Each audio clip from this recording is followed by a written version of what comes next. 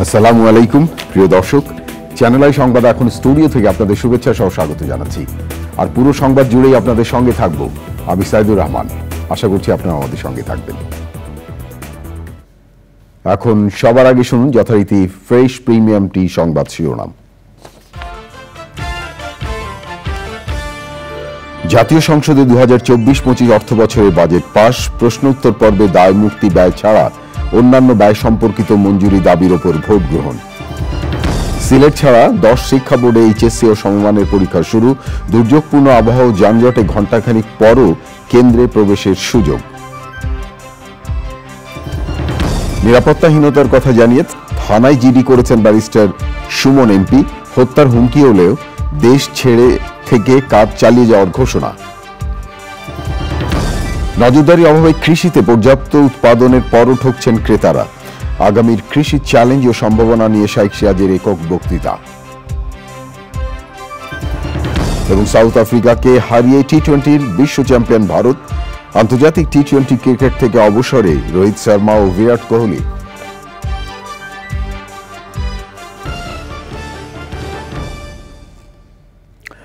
প্রিয় দর্শক, এছাড়াও নিটোল টাটা বিশেষ সংবাদে যা থাকছে।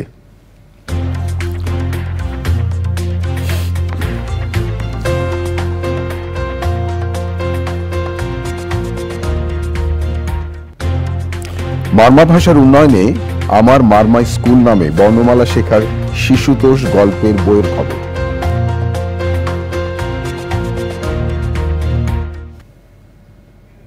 ধন্যবাদ প্রিয় দর্শক আমাদের সাথে যোগ দেওয়ার জন্য। এতক্ষণ সংবাদ শিরোনাম শুনলেন, চলুন যাওয়া যাক পুরো খবরে।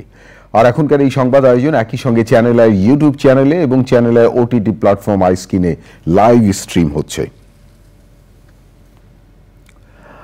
বড় কোনো পরিবর্তন ছাড়াই পাশ হয়ে গেল 2024-25 অর্থ বছরের বাজেট। মাসব্যাপী 224 জন সংসদ সদস্যের আলোচনা, সমালোচনা, পরামর্শ থেকে শেষ পর্যন্ত অর্থমন্ত্রী তেমন কিছুই গ্রহণ করেননি। মাত্র 3 ঘন্টায় 59টি মন্ত্রণালয় এবং বিভাগের জন্য আগামী 1 বছরের ব্যয় নির্বাহে 7,97,000 কোটি টাকার বাজেট পাশ হয়, তাও আবার সর্বসম্মতিক্রমে। বিস্তারিত জানাচ্ছেন রিজভী নওয়াজ। 6 জুন পেশ হওয়া জাতীয় বাজেট পাশের প্রথাগত আনুষ্ঠানিকতা শেষ হল 30 জুন। শনিবার পাশ হয়ে গেছে অর্থবিল 2024। বিশেষ অর্থনৈতিক অঞ্চল এবং হাইটেক পার্কে আরও 10 বছর কর অবকাশ সুবিধা বহাল রাখা, এলাকাটির উন্নয়নে প্রয়োজনীয় মালামাল আমদানিতে শূন্য শুল্ক ছাড়া বড় কোনো পরিবর্তন হয়নি অর্থবিলে। রোববার বাজেট পাশের প্রক্রিয়াটি শুরু হয় সকাল 11টায়। 2টার আগেই পাশ। মাঝে মন্ত্রী প্রতিমন্ত্রীরা নিজ নিজ মন্ত্রণালয় ও বিভাগের আগামী 1 বছরের ব্যয় নির্বাহে প্রয়োজনীয় বরাদ্দ পাশ করিয়ে নেওয়ার দাবি উত্থাপন করেন। শক্তিশালী বিরোধী দলের অভাবে স্বতন্ত্র এবং জাতীয় পার্টির কয়েকজন সংসদ সদস্য দুর্বল কণ্ঠস্বরে ছাঁটাই প্রস্তাব দেন। ক্ষুদ্র ঋণের নামে গরিব মানুষের কাছ থেকে কাগজে কলমে বলছেন 12.5%, 10,000 টাকায় প্রতি সপ্তাহে 250 টাকা, প্রথম দিন প্রথম কিস্তিও 250 টাকা, শেষ কিস্তিও 250 টাকা। 4 বার মাল্টিপ্লাই করেন কত পার্সেন্ট সুদ আসে। আর আপনি প্যাকেজেস লিমিটেডে লোন নিলেন 5% ইন্টারেস্টে। ইউনুস সাহেবের পারিবারিক প্রতিষ্ঠান যেভাবে এটাকে বিশ্বে পরিচয় দেয়া হয় সেই পরিচয়টি সঠিক নয়। এটি একটি স্ট্যাটিউটারি বডি, আইন দ্বারা তৈরি একটি প্রতিষ্ঠান। অবস্থান থেকে আমাদের এটা প্রতিবাদী বলতে পারেন যে আমরা 1 টাকা দেওয়ার কথা বলছি, কিন্তু শিক্ষার মান উন্নয়ন ছাড়া তো, শিক্ষায় জাতির মেরুদণ্ড, শিক্ষার মান উন্নয়ন ছাড়া তো আমাদের জাতি আগাতে পারবে না। অবধারিতভাবে সেসব কণ্ঠভোটে নাকচ হয়। যারা এই প্রস্তাবের বিপক্ষে আছেন তারা না বুঝুন। পরে সংসদ নেতা ও প্রধানমন্ত্রী শেখ হাসিনার উপস্থিতিতে নির্দিষ্টকরণ বিল 2024 সংসদে উত্থাপন করেন অর্থমন্ত্রী। আমি আবুল হাসান মাহমুদ আলী, অর্থমন্ত্রী, নির্দিষ্টকরণ বিল 2024 এই মহান সংসদে অবিলম্বে বিবেচনার জন্য গ্রহণ করা হোক। সর্বসম্মতিক্রমে পাশ হয়ে যায় নির্দিষ্টকরণ বিল। নির্দিষ্টকরণ বিল 2024 অবিলম্বে বিবেচনার জন্য গৃহীত হলো। 1 জুলাই থেকে শুরু হবে 2024-25 অর্থ বছর। Rizvi Nawaz, channel I, Dhaka. দুর্যোগপূর্ণ আবহাওয়া এবং যানজট সহ নানা সমস্যার কারণে শিক্ষার্থীরা 1 ঘন্টা বা আরও বেশি সময় পরও শিক্ষা কেন্দ্রে প্রবেশ করতে পারবে, এমন নির্দেশনা দিয়েছে আন্তঃশিক্ষা বোর্ড সমন্বয় কমিটি। সিলেট বোর্ড বাদে আর্ট, সাধারণ শিক্ষা, মাদ্রাসা এবং কারিগরি বোর্ডে শুরু হয়েছে এইচএসসি এবং সমমানের পরীক্ষা। অতিবৃষ্টি এবং যানজট সহ নানা ভোগান্তির মধ্যে প্রথম দিনে পরীক্ষা দিয়েছেন শিক্ষার্থীরা। দেখুন সহকর্মী মোস্তফা মল্লিকের রিপোর্টে। এইচএসসি ও সমমানের পরীক্ষার কেন্দ্রে প্রবেশের আগে মায়ের আশীর্বাদ। গেল 2 বছরের সব অর্জনের চূড়ান্ত পরীক্ষা দিতে সবারই শেষ সময়ে চোখ বোলানো। বন্যার কারণে সিলেট শিক্ষা বোর্ডের পরীক্ষা শুরু হবে 9 জুলাই। সিলেট বোর্ড বাদে 10টি শিক্ষা বোর্ডে এবছর এইচএসসি ও সমমানের পরীক্ষার্থী 13.5 লাখের বেশি। সকাল 10টায় পরীক্ষা শুরু হওয়ার কথা থাকলেও শিক্ষার্থীরা 2 থেকে 3 ঘন্টা সময় হাতে নিয়ে বের হন। বৃষ্টির কারণে কেন্দ্রে যেতে দুর্ভোগে পড়েন শিক্ষার্থীরা। যানজটের কারণেও ভোগান্তিতে পড়তে হয় তাদের। বৃষ্টির জন্য খুবই কষ্ট হচ্ছে, বৃষ্টি কাদা এগুলো খুব কষ্ট করে পরীক্ষা দিতে হচ্ছে। অনেক ভালো ছিল, যেমন প্রস্তুতি নিচ্ছি তেমন পরীক্ষা মোটামুটি ভালোই হয়েছে। আলহামদুলিল্লাহ, বৃষ্টি হয়ে অনেক কষ্ট করে আসছি, বৃষ্টি হচ্ছে সহজ হয়েছে আর পরীক্ষা ভালো হয়েছে। পরীক্ষা দেওয়ার জন্য যেরকম প্রস্তুতি নিয়েছিলাম সেরকম হয়েছে। সার্বিকভাবে পরীক্ষার পরিবেশ নিয়ে সন্তুষ্ট অভিভাবকরা। আলহামদুলিল্লাহ, আল্লাহ ভালোই আনাইছে, মোটামুটি ভালোই বলা চলে। যানজট, হ্যাঁ, এখানে যদি এই সাউন্ড না থাকতো তাহলে বৃষ্টিতে বাচ্চাদের অনেক কষ্ট হতো। কলেজ থেকে বাসের ব্যবস্থা করা হয়েছিল, স্টুডেন্ট এবং অভিভাবকরা আমরা বাসে এসেছি। আন্তঃশিক্ষা বোর্ড সমন্বয় কমিটি বলছে, শিক্ষার্থীদের ভোগান্তির কথা মাথায় রেখেই প্রথমবারের মতো পরীক্ষা শেষ হওয়ার আগ পর্যন্ত শিক্ষার্থীদের কেন্দ্রে প্রবেশের সুযোগ রাখা হয়েছে। নিয়ম হলো পরীক্ষা শুরুর 30 মিনিট পূর্বে পরীক্ষার্থীকে কেন্দ্রে প্রবেশ করতে হয়। তো সেটি আমরা শিথিল করে বলেছি যে পরীক্ষার্থী যখনই কেন্দ্রে আসবে তখনই তাকে কেন্দ্রে প্রবেশ করার সুযোগ দিতে হবে। ঢাকা মাধ্যমিক ও উচ্চ মাধ্যমিক শিক্ষা বোর্ড বলছে, করোনার ক্ষতি কাটিয়ে আগামী বছরের এসএসসি পরীক্ষা ফেব্রুয়ারিতে ও এইচএসসি এপ্রিলে নেওয়া সম্ভব হবে। শিক্ষা মন্ত্রণালয় থেকে বলা হয়েছে, বিভিন্ন জায়গায় যে কেন্দ্র রয়েছে কোনো কেন্দ্রেতেই যেন সেই এলাকার গণ্যমান্য ব্যক্তিবর্গ কিংবা যারা নীতি নির্ধারণী মহল আছেন তারা যেন কোনোভাবেই পরীক্ষা কেন্দ্র পরিদর্শন না করেন, কারণ এতে শিক্ষার্থীদের নানাভাবে হয়রানি পোহাতে হয়। একই সঙ্গে যেহেতু বেশ কয়েকটি জেলায় আবহাওয়ার সতর্কতা রয়েছে এবং বিভিন্ন জায়গায় যানজট এবং জলজট রয়েছে, এ কারণে শিক্ষা মন্ত্রণালয় এবং বোর্ডগুলো থেকে বলা হয়েছে যাতে শিক্ষার্থীরা পর্যাপ্ত সময় নিয়ে পরীক্ষা কেন্দ্রগুলোতে যান। ঢাকার মাধ্যমিক ও উচ্চ মাধ্যমিক শিক্ষা বোর্ড থেকে মোস্তফা মল্লিক, চ্যানেল আই। চরম নিরাপত্তাহীনতায় আছেন জানিয়ে থানায় জিডি করেছেন সংসদ সদস্য ব্যারিস্টার সাইদুল হক সুমন। তাকে হত্যার উদ্দেশ্যে 4-5 জনের একটি শক্তিশালী দল 3 দিন থেকে মাঠে নামার খবর পুলিশ তাকে জানিয়েছে বলে দাবি করেন তিনি। ব্যারিস্টার সুমন বলেছেন, যতই হত্যার হুমকি আসুক তিনি দেশ ছাড়বেন না, তার কাজকর্ম বন্ধ করবেন না। দেখুন এনামুল কবির রূপমের রিপোর্টটি। রাজধানীর শেরেবাংলা নগর থানায় করা সাধারণ ডায়েরিতে ব্যারিস্টার সৈয়দ সাইদুল হক সুমন জানান, চুনারুঘাট থানার ওসি তাকে ফোন করে জানিয়েছেন 3 দিন আগে তাকে হত্যার টার্গেট নিয়ে একটি শক্তিশালী মহল 4-5 জনের একটি টিম মাঠে নামিয়েছে। ওসি সাহেব পাইছেন কিন্তু খবরটা 2 দিন আগে। ওনার তো তৎক্ষণাৎ এসপি সাহেবরে জানাইয়া বা এসপি সাহেবের দ্রুত ব্যবস্থা নেওয়ার দরকার ছিল, ডিআইজি সাহেব। বরং আমি আইসা জিডি করার লাগলো কেন? কারণ আমার মেরে ফেললো, আমি দেশও ছাড়বো না এবং আমি আমার কাজগুলা বন্ধও করব না। আর এইসব আগে নেতারা বন্ধ করছে বইলেই তো বেনজিরের মতো লোক তৈরি হয়েছে, মতিউরের মতো লোক তৈরি হয়েছে। পুলিশের এইসব কারণেই যে খবরই পায় না কখন কারে থ্রেট দেয়। আমার কাছে মনে হইতেছে যে রাষ্ট্রযন্ত্রের কিছু কিছু মানুষকে আদৌ কি চাচ্ছেন কিনা যে আমি বেঁচে থাকি। অভিযোগ জিডি হিসেবে গ্রহণ করেছে থানা।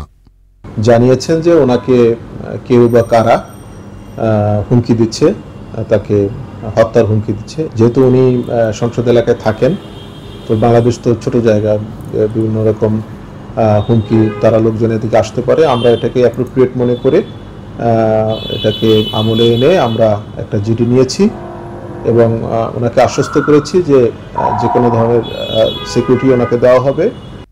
হোয়াটসঅ্যাপে কল করা অজ্ঞাত ওই ব্যক্তিকে শনাক্ত করার চেষ্টা করছে থানা পুলিশ ও গোয়েন্দারা। Enamul Kabir Rupam, channel I, Dhaka. Russell's viper সাপের কামড়ে আক্রান্তকে সময় মতো এন্টাভেনম দেওয়া গেলে 80% আক্রান্ত সুস্থ হয় বলছেন বিশেষজ্ঞরা। বাংলাদেশ টেকনোলজি সোসাইটি সভাপতি অধ্যাপক ডক্টর এম এ ফয়েজ বলেছেন, মানুষের মধ্যে সচেতনতা বাড়ানোর পাশাপাশি ওয়ান হেলথ অ্যাপ্রোচ কাজে লাগিয়ে সাপের কামড়ে আক্রান্তদের সময় মতো হাসপাতালে আনতে আরও প্রয়োজন। দেখুন জান্নাতুল বাকিয়া কেকার রিপোর্টটি।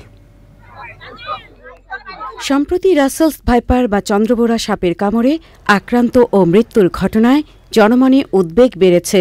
নানান বিভ্রান্তির কারণে ছড়িয়েছে আতঙ্ক। রাজশাহী মেডিকেল কলেজ হাসপাতালে গত ৯ বছরে ২৩৫ জন রোগীকে চিকিৎসা দিয়ে সুস্থ করা চিকিৎসক বলছেন, সাপের কামড়ে আক্রান্তের শরীরে দ্রুত রক্ত জমাট বেঁধে যায়, ফুসফুসের ওপর প্রভাব পড়ে। আমরা দেখেছি ট্রেনটা একটু বেশি, তার মানে আক্রান্তের সংখ্যা হয়তো বাড়ছে আর কি। এটা হয়তো রাজশাহী মেডিকেল কলেজ হাসপাতালের ডেটা। এভারেজ যেটা ডিলে করে হসপিটাল, বাইরে থেকে হসপিটালে প্রায় ৮ ঘন্টা আর কি। হ্যাঁ, অনেক দেরি করে আসে। বেসিক্যালি আমরা বলেছি 67% ক্ষেত্রে রোজার কাছে যায় এখনও মানুষ। আমি দেখেছি রাজশাহী মেডিকেল হাসপাতাল যেটা। এখন বিচিত্র যেটা যারা দেরি করে আসে তারা খারাপ বেশি হচ্ছে, তাদেরকে ডায়ালাইসিস লাগছে, কিডনি খারাপ হয়ে যাচ্ছে, ডায়ালাইসিস লাগছে, মাল্টিঅর্গান ফেল হয়ে যাচ্ছে, তাদের মর্টালিটি বেশি আর কি। বিশেষজ্ঞ চিকিৎসকরা বলছেন, সাপের কামড়ে আক্রান্তদের 67% বিজ্ঞানসম্মত চিকিৎসা নেন না। বিপুল সংখ্যক মানুষ যায় ওঝার কাছে। ওই অপচিকিৎসায় ক্ষতিগ্রস্ত রোগীরা দেরি করে হাসপাতালে যান। অ্যান্টিভেনম প্রয়োগের আগেই আক্রান্তের ফুসফুস ও কিডনি অকেজো হয়ে যায়। নতুনভাবে আবির্ভূত চন্দ্রবোরা সর্পদংশন আমাদের স্বাস্থ্য সেক্টরের জন্য একটা সুযোগ এনে দিয়েছে।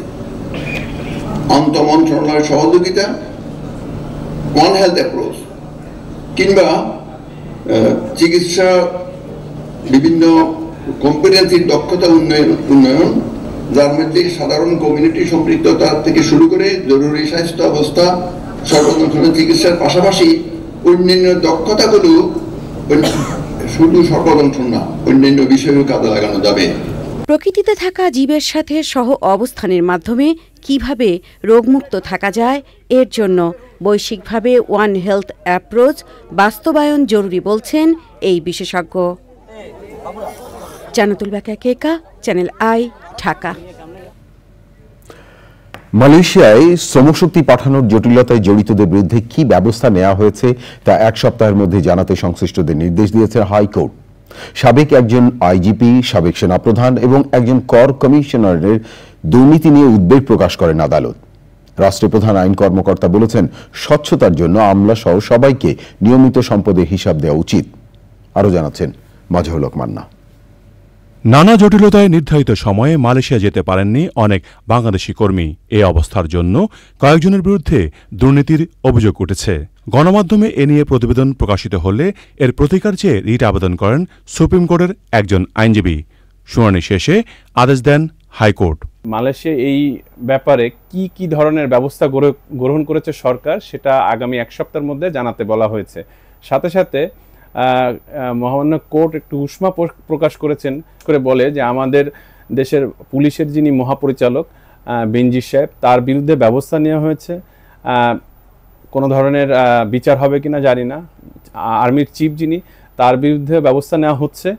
যদি তদন্ত হয় কী ধরনের বিচার হবে জানি না। তারপরে এনবিআর কর্মকর্তার কথা বলেছেন যে তার ঊর্ধ্বতম কর্মকর্তা, সেক্ষেত্রে সিন্ডিকেটটা প্রায় সকল ক্ষেত্রে বিদ্যমান, এটা প্রকাশ করে উষ্মা প্রকাশ করেছেন মহামান্য কোর্ট।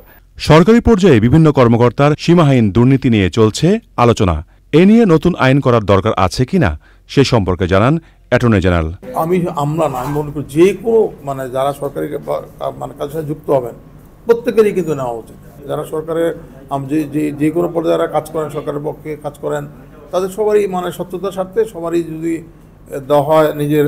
আমি যখন ঢুকলাম এই অফিসে, আমি একটা দিলাম, স্টেটমেন্ট দিলাম। পরে আমি যখন বছর আমি স্টেটমেন্ট দিই আমার কি বাড়ছে বা কি কমছে এবং আমার সোর্সটা আমি বলতে হবে আমাকে। এটা তো প্রত্যেকের জন্য দেওয়া, এটা আমাদের রাষ্ট্রের জন্য, যে ব্যক্তি কাজ করেন তার জন্য সুবিধা। রাষ্ট্রের প্রধান আইন কর্মকর্তা বলেন, দুর্নীতির অভিযোগ থাকা কোনো ব্যক্তির বিরুদ্ধে যখনই চাইবে তখনই ব্যবস্থা নিতে পারবে দুদক। মাজহুল হক মান্না, চ্যানেল আই, ঢাকা। নজরদারির অভাবে কৃষিতে পর্যাপ্ত উৎপাদনের পরও বাজারে গিয়ে ঠকছেন ক্রেতারা। কাজেই রক্ত পানি করা খাটুনি, শ্রম, মাঠে কৃষকের তপস্যা, সরকারের ভর্তুকি, নীতি সহায়তা সবই ম্লান করে দিচ্ছে গুটিকতক মানুষের অতি মুনাফার মানসিকতা। রাষ্ট্রীয় গবেষণা প্রতিষ্ঠান BIDS এর আগামীর কৃষির চ্যালেঞ্জ এবং সম্ভাবনা নিয়ে শাইখ সিরাজের একক বক্তৃতা ও অর্থনীতি গবেষকদের প্রশ্ন উত্তরে এই বিষয়গুলো উঠে এসেছে। দেখুন রিজভী নওয়াজের রিপোর্টটি। ওই যে হাকিম আলী কাজ করছেন। ৮০ দশকে হাকিম আলীর মৎস্য খামারের গল্প বলে শিক্ষিত তরুণদের মাছ পালন থেকে মাছ চাষে উদ্বুদ্ধ করা, মিসেস জামানের মুরগি পালন সহ কাল্পনিক চরিত্রকে তুলে ধরে বাংলাদেশের কৃষি এবং কৃষককে নায়কের আসনে নিয়ে আসার নেপথ্য কারিগর শাইখ সিরাজ। সরকারের গবেষণা প্রতিষ্ঠান Bangladesh institute of development studies BIDS তাকে বেশ কয়েক বছর আগে জ্যেষ্ঠ ফেলো নিয়োগ করেছে। সেই থেকে প্রতি বছরই অন্তত একবার সংস্থাটিতে একক বক্তৃতা মাটির মানুষ শাইখ সিরাজের। স্বাধীনতা পরবর্তী সময় থেকে অদ্যাবধি সরকারের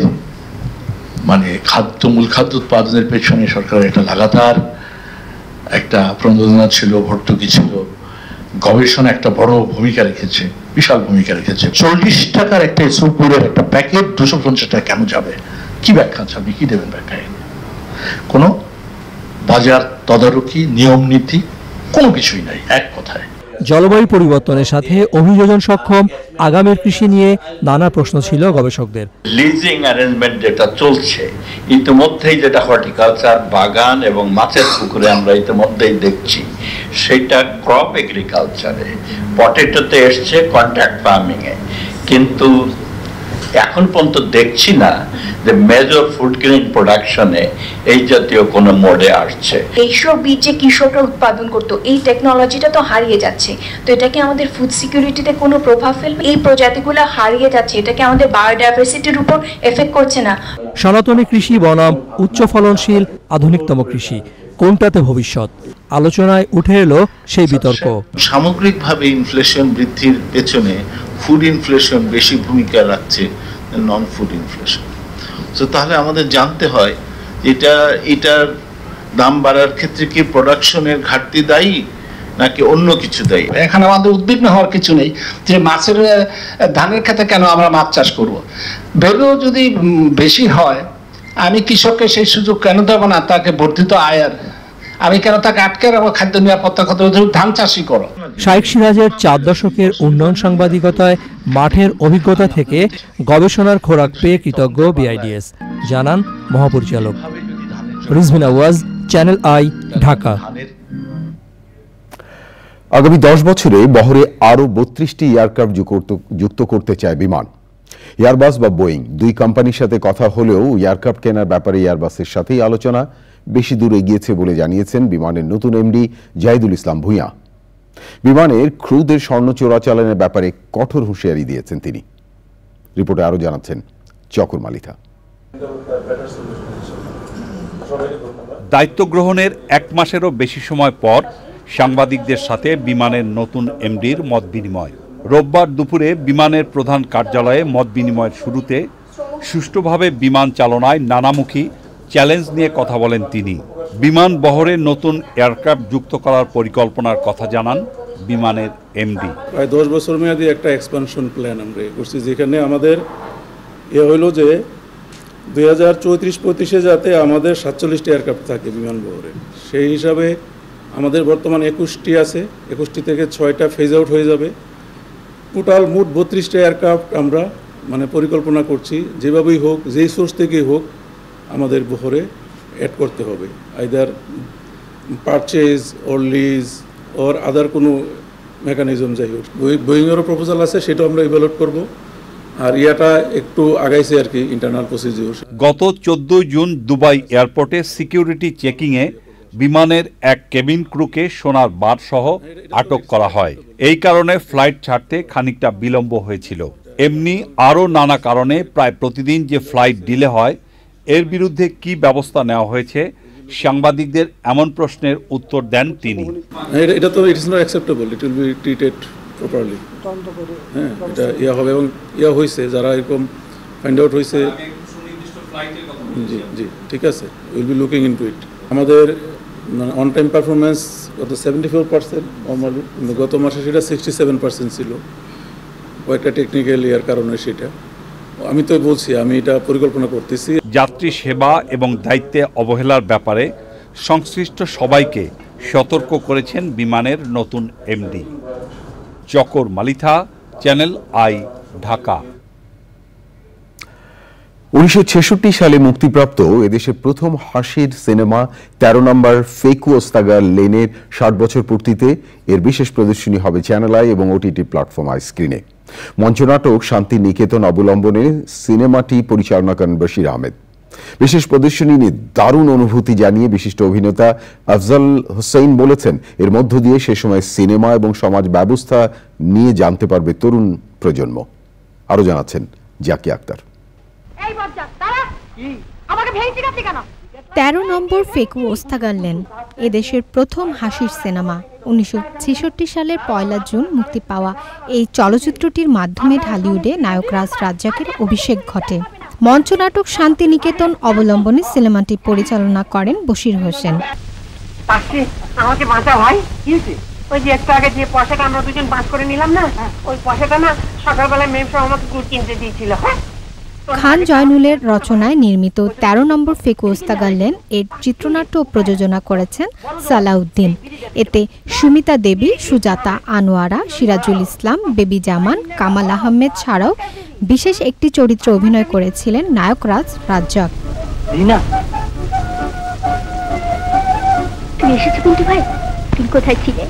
একটু বাইরে গিয়েছিলাম। চলচ্চিত্রটির 60 বছর উপলক্ষে সোমবার দুপুর 3:05 চ্যানেল আইয়ের পর্দায় ও ওটিটি প্ল্যাটফর্ম আই স্ক্রিনে বিশেষ প্রদর্শনী হবে। সবাই সব রকম সিনেমা দেখতেন বলেই 13 নম্বর ফেকু ওস্তাগার লেনের মতো ছবি নির্মিত হয়েছে এবং সেই ছবিটা হাসির ছবি এবং বাংলাদেশের সেরা কয়েকটি ছবির মধ্যে একটা। দেখার দরকার এই কারণেই যে আগের মানুষের প্রতিভা কোন স্তরের ছিল সেই জানবার সুযোগটা তো এখন তাদের কর্মের মধ্য দিয়ে প্রকাশিত হয়। বিনোদনের সবচেয়ে বড় ওটিটি প্ল্যাটফর্ম আই স্ক্রিনে সিনেমাটি মুক্তি পাওয়াটা বিশেষ আনন্দের বলেছেন সিইও রিয়াজ আহমেদ। সেই ছবিটি আমরা সাউন্ডের কিছু কাজ করেছি আর টুকটাক এডিটিং করেছি ছবির কোয়ালিটিতে টেকনিক্যালি। তারপরে আমরা চেষ্টা করেছি ছবিটিকে একটু ওই ফরম্যাটে রাখতে। এটা একটা ক্লাসিক ছবি, চমৎকার একটি হাসির ছবি।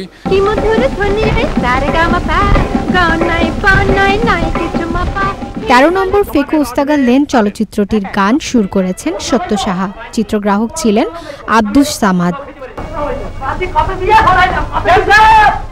পপুলার ফিল্মস অ্যান্ড থিয়েটার্সের পরিবেশনায় সিনেমাটির সম্পাদনায় ছিলেন বশির হোসেন। Zaki Akhtar, channel I, Dhaka.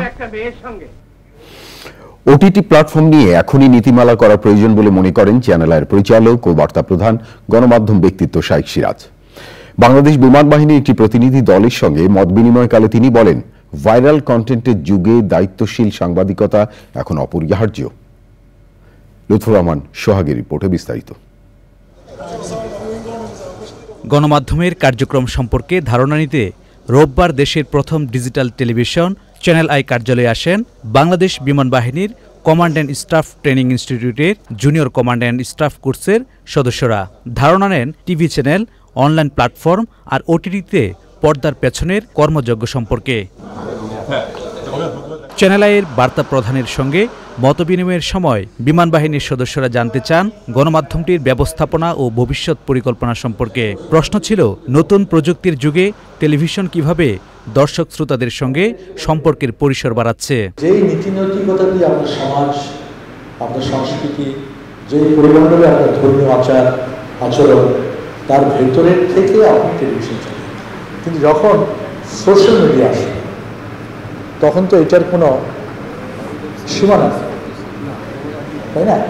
এটা তো খুবই ওপেন, যে প্রান্ত থেকে যে কিছু বলতে পারছে যাই কিছু, কিন্তু সেটার ভিতরে শুদ্ধাচার কতটুকু আছে, সেটার ভিতরে ইথিক কতটুকু আছে।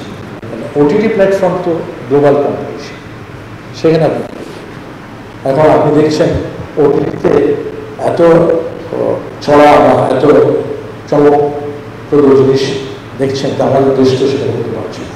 আপনার প্রশ্নের উত্তরটা আসছে, এইখানে আপনার বিধিনিষেধটা কোন জায়গায় গিয়ে কি যে আপনার নিজস্ব কোনো কালচার, আপনার নিজস্ব কোনো নৈতিকতা, আপনার নিজস্ব কোনো ধর্মীয় মূল্যবোধ আলটিমেটলি থাকবে না।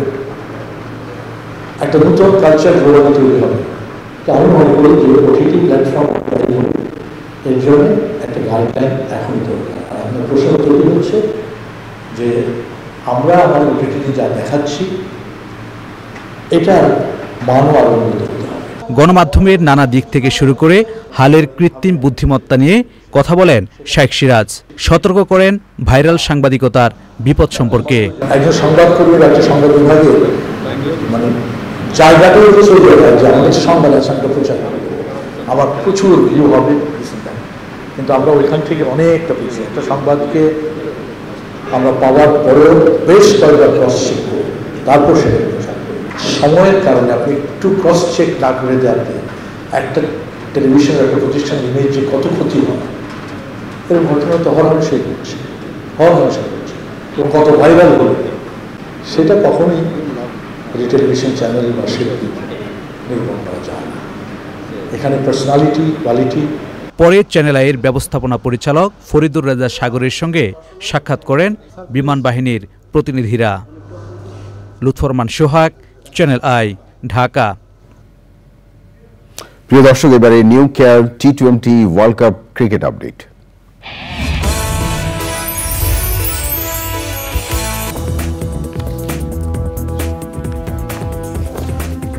বিরতির পর ফিরে এলাম। ধন্যবাদ প্রিয় দর্শক আবারও চ্যানেল আই সংবাদে যোগ দেওয়ার জন্য। ভারতের সাথে চুক্তির মাধ্যমে শেখ হাসিনা বাংলাদেশকে ভারতীয় কোরামে অন্তর্ভুক্ত করেছে উল্লেখ করে বিএনপি মহাসচিব মির্জা ফখরুল ইসলাম আলমগীর বলেছেন, ভারতকে রেল করিডোর সুবিধা দেয়া বাংলাদেশের জন্য আত্মঘাতী। গুলশানে বিএনপি চেয়ারপারসনের কার্যালয়ে এক সংবাদ সম্মেলনে বিএনপি মহাসচিব আরো বলেন, ভারতের সাথে সমঝোতার আড়ালে যেসব চুক্তি হয়েছে এসব চুক্তি বাংলাদেশকে আজীবনের জন্য ভারতের গোলামে পরিণত করবে। বর্তমান অবৈধ মাফিয়া সরকার প্রধান শেখ হাসিনা ভারতের সাথে যে 10টি সমঝোতা স্মারক সই করেছেন তা গোলামির নবতর সংস্করণ মাত্র। কানেক্টিভিটির নামে বাংলাদেশের অভ্যন্তরে ভারতের এক অংশ থেকে আরেক অংশ পর্যন্ত রেল যোগাযোগের নামে করিডোর প্রদানের মাধ্যমে যা করা হয়েছে তাতে আমাদের সার্বভৌমত্ব, জাতীয় নিরাপত্তা মারাত্মক হুমকির মুখে পড়বে। এই চুক্তি দেশ তথা দেশের মানুষের কল্যাণে নয়, কেবলমাত্র আওয়ামী লীগের অবৈধ রাষ্ট্র ক্ষমতার মেয়াদ বৃদ্ধির নজরানা মাত্র।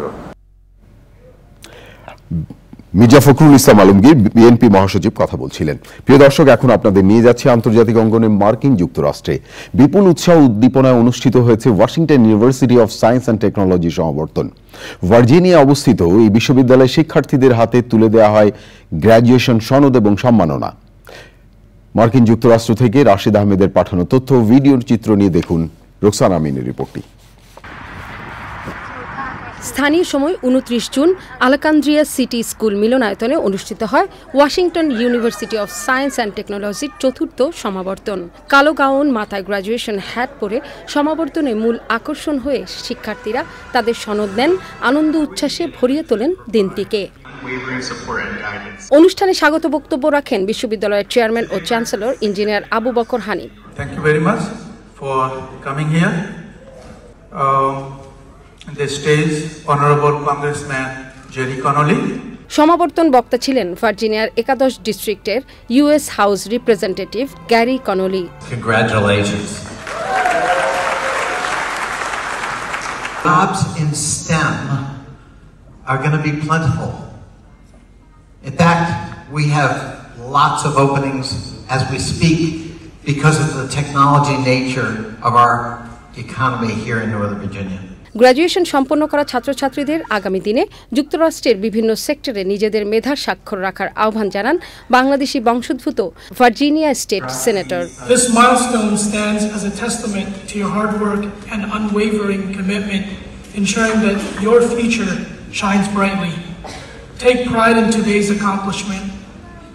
It marks the beginning of many more to come. অনুষ্ঠানে একাডেমিক কৃতিত্বের জন্য MSIT বাংলাদেশি ছাত্রী জেনিফার আফরোজকে ভ্যালেডক্টোরিয়ান সম্মান প্রদান করা হয়। Walk beside us on this extraordinary journey. So this is Jennifer Afroz-Choudhury, and Jennifer means enlightenment or bringer of life. It's a fitting name for this momentous occasion. সমাবর্তনে MSIT ও MBA ব্যাচের কয়েকশো ছাত্রছাত্রী এবং graduation সম্পন্ন করা শিক্ষার্থী ছাড়াও তাদের পরিবারের সদস্যরা অংশ নেন। রোকসানা আমিন, চ্যানেল আই। আন্তর্জাতিক অঙ্গনে এবার দৃষ্টি দেব সার্বিয়ার দিকে। সার্বিয়ার রাজধানী ইসরায়েলি দূতাবাসের সামনে আততায়ী ধনুক থেকে ছোড়া তীরের আঘাতে এক পুলিশ কর্মকর্তা আহত হয়েছেন। পরে নিরাপত্তা বাহিনীর সদস্যদের গুলিতে হামলাকারীর মৃত্যু হয়।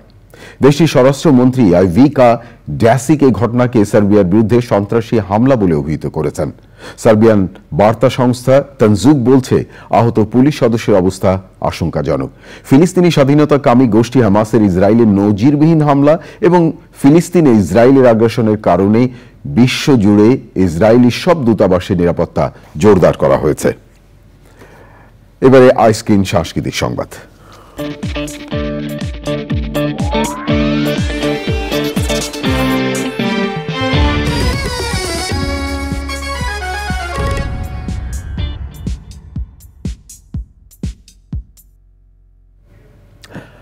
বিনোদনের স্মার্ট দুনিয়া ওটিটি প্ল্যাটফর্ম আইস্ক্রিন। এই প্ল্যাটফর্মে প্রদর্শিত হচ্ছে ক্লাসিক সব নাটক, সিরিজ এবং সিনেমা। একই সঙ্গে প্ল্যাটফর্মে প্রদর্শিত হচ্ছে মঞ্চ নাটকও। এরই ধারাবাহিকতা আইস্ক্রিনে সংযুক্ত হল নতুন মঞ্চ নাটক পুন্নাহ। 28 জুন থেকে নাটকটি প্রদর্শিত হচ্ছে আইস্ক্রিনে। কাকুরগাছি নামের একটি গ্রামকে ঘিরে গড়ে উঠেছে ওই মঞ্চ নাটকের গল্প। নাট্যকেন্দ্র প্রযোজিত নাটকটির নির্দেশনা দিয়েছেন ইউসুফ হানা অর্ক। গল্প লিখেছেন বদরুজ্জামান আলমগীর।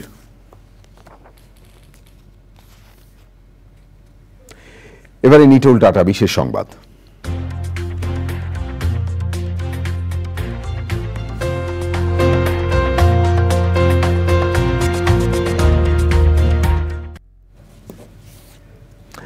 মারমা ভাষার উন্নয়ন, প্রচার এবং প্রসারে ব্যাপক ভূমিকা রাখছে আমার মারমা স্কুল নামে বর্ণমালা শেখার অ্যানিমেশন এবং শিশুতোষ গল্পের বই। মারমা বর্ণমালায় শিক্ষায় আমূল পরিবর্তন এনেছে বইটি। অ্যানিমেশনে কার্টুন ব্যবহার করায় আনন্দের সাথে বর্ণমালা শিখছে মারমা শিশুরা। অ্যানিমেশন ভিত্তিক চিত্রগুলো নির্মাণ করেছেন freelancer graphics designer Thoa U Mog. প্রিয় দর্শক, এবারে কৃষি সংবাদ।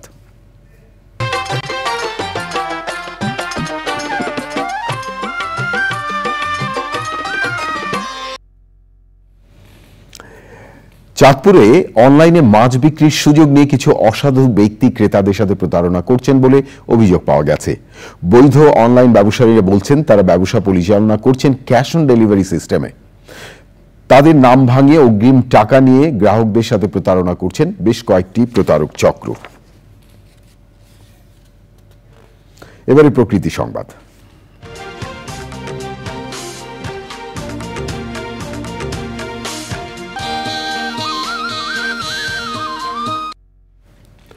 ঘূর্ণিঝড় রিমালের তাণ্ডবের পর বিপর্যস্ত উপকূলীয় অঞ্চল সন্দ্বীপ। প্রায় 15 কিলোমিটার বাঁধ ভেঙে যাওয়ার পাশাপাশি চরম ঝুঁকিতে পুরো বেড়িবাঁধ। একদিকে জীবন জীবিকা নির্বাহের দুশ্চিন্তা, আর অন্যদিকে আতঙ্কে দিন কাটছে উপকূলবাসীর। বাঁধ সংস্কারে দ্রুত ব্যবস্থা নেওয়ার তাগিদ স্থানীয়দের। আমার হাতে আরো খবর আছে প্রিয় দর্শক, দেখতে থাকুন চ্যানেল আই সংবাদ। আবারও বিরতি, আর বিরতির পর যা দেখতে পাবেন। কোপা আমেরিকায় গ্রুপ চ্যাম্পিয়ন হয়ে কোয়ার্টার ফাইনালে আর্জেন্টিনা, লাউতারো মার্টিনেজের জোয়া গোল।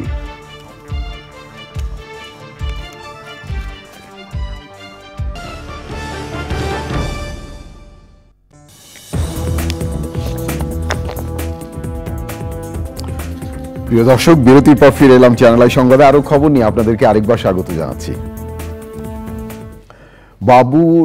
চাঁদপুর বাবুরহাট বাজারে অবৈধ দোকান উচ্ছেদের অভিযান পরিচালনা করেছে জেলা পরিষদ। নিজস্ব ভূমিতে মার্কেট নির্মাণ করতে এই অভিযান পরিচালনা করা হয় বলে জানায় কর্তৃপক্ষ। দীর্ঘদিন যাবৎ ব্যবসায়িক বাৎসরিক লিজে ব্যবসা পরিচালনা করছেন ব্যবসায়ীরা। মার্কেট নির্মাণ হলে অগ্রাধিকার ভিত্তিতে দোকান বরাদ্দের দাবি ক্ষতিগ্রস্ত ব্যবসায়ীদের। 22 কোটি টাকা ব্যয়ে 2 বছরে মার্কেট নির্মাণের উদ্যোগ নিয়েছে জেলা পরিষদ। এবারে খেলার খবর।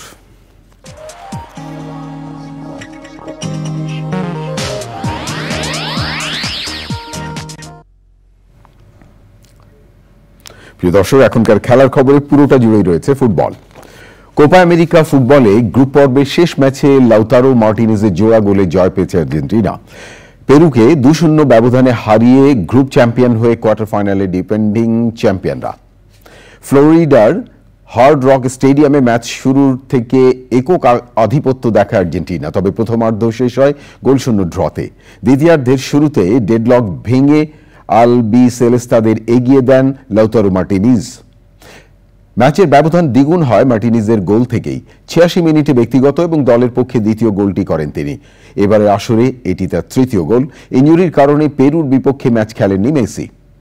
অন্যদিকে প্রথম দুই ম্যাচেই দ্বিতীয়ার্ধে দেরিতে মাঠে আসায় এই ম্যাচে নিষেধাজ্ঞায় পড়েছিলেন আর্জেন্টাইন কোচ লিওনেল স্ক্যালোনি। প্রিয় দর্শক, এই ছিল আপনাদের জন্য আমাদের সকল আয়োজন। তবে যাবার আগে ফ্রেশ প্রিমিয়াম টি সংবাদ শিরোনাম আরও একবার। জাতীয় সংসদে ২০২৪-২৫ অর্থ বছরের বাজেট পাস। প্রশ্নোত্তর পর্বে দায়যুক্ত ব্যয় ছাড়া অন্যান্য ব্যয় সম্পর্কিত মঞ্জুরির দাবির উপর ভোট গ্রহণ। সিলেট ছাড়া 10 শিক্ষা বোর্ডে এইচএসসি এবং সমমানের পরীক্ষা শুরু। দুর্যোগপূর্ণ আবহাওয়া ও যানজটে ঘণ্টাখানিক পরও কেন্দ্রে প্রবেশের সুযোগ। নিরাপত্তাহীনতার কথা জানিয়ে থানায় জিডি করেছেন ব্যারিস্টার সুমন এমপি। হত্যার হুমকি এলেও দেশে থেকে কাজ চালিয়ে যাওয়ার ঘোষণা। নজরদারি অভাবে কৃষিতে পর্যাপ্ত উৎপাদনের পরও ঠকছেন ক্রেতারা। আগামীর কৃষি চ্যালেঞ্জ এবং সম্ভাবনা নিয়ে শাইখ সিরাজের একক বক্তৃতা। এবং সাউথ আফ্রিকাকে হারিয়ে টি-20 বিশ্ব চ্যাম্পিয়ন ভারত। আন্তর্জাতিক টি-20 ক্রিকেট থেকে অবসরে রোহিত শর্মা ও বিরাট কোহলি।